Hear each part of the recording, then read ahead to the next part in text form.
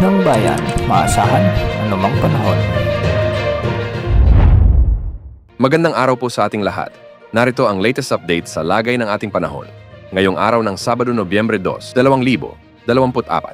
Wala ng bagyo or low pressure area sa loob at labas ng ating area of responsibility sa mga araw na ito at inaasahang magiging maganda na ang panahon sa malaking bahagi ng bansa.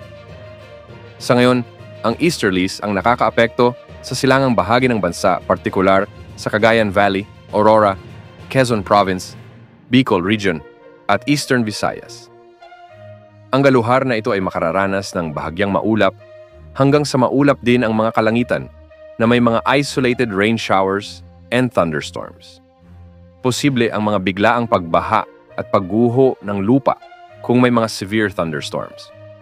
Magiging bahagyang maulap hanggang sa maulap din ang mga kalangitan na may mga isolated rain showers and thunderstorms naman ang mararanasan sa Batanes, Cagayan, Isabela, Quirino, Nueva Vizcaya, Ilocos Norte, Ilocos Sur, La Union, Pangasinan, Abra, Benguet, Mountain Province, Ifugao, Kalinga, Apayao, at Aurora Dulot ng pinagsamang epekto ng easterlies at localized thunderstorms.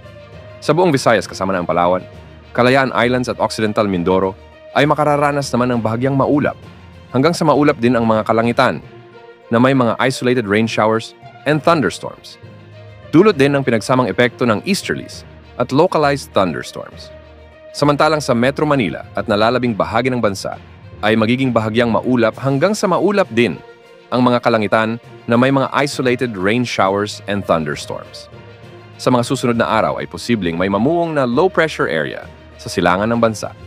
Hindi naman nakikitang lalakas ito bilang bagyo, ngunit posible itong pumasok sa ating PAR at kikilos ng hilagang silang patungo sa southern Japan. Posible na ring umira ang northeast monsoon o hanging amihan sa mga susunod na araw. Yan ang update sa lagay ng panahon.